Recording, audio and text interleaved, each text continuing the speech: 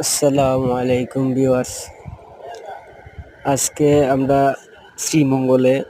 শ্রীমঙ্গল বারাউরা মাঠে একটা সেমিফাইনাল খেলা অনুষ্ঠিত। দেখতে পাররা যে সেমিফাইনাল খেলাটা শুরু হয়ে গেছে। তো এই সেমিফাইনাল খেলাত মুখোমুখি হয়েছে দুইটা দল।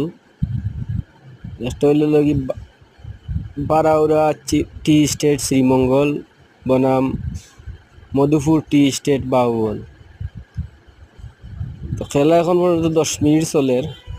খেলার 10 মিনিটের ভিতরে কোনো গোল হয়েছে না। তো মধুপুর খুব বালা খেলে।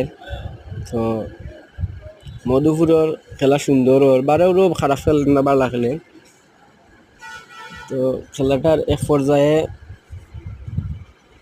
সমস্যা হয়েছে গিয়া বারাউরা 2-1 গোলে আগাই আছে। খেলার 55 মিনিটে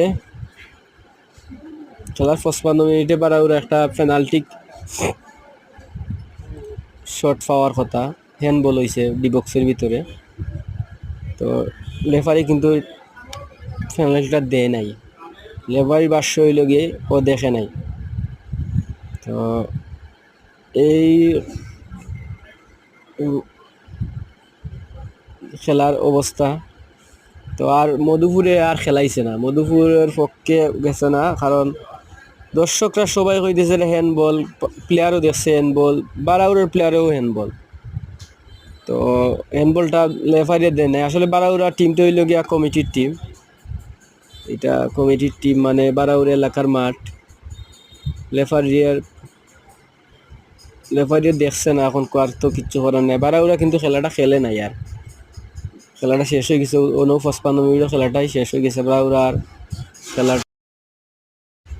বারাউরা খেলাটা খেলে নাই, না খেলাইয়া সন্দেহ হয়ে গেছে। তো ভিডিওটা আমার আগের করা,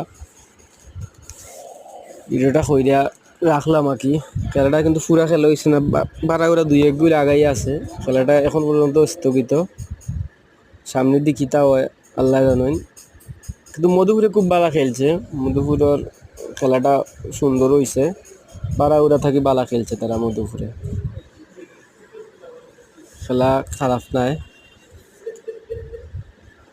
এখন তো খেলা দিন আর হইল না, এটা ঠিক হয়েছে না। রেফারির এটা ধরা উচিত আসলো। হ্যান্ডবলটা খুব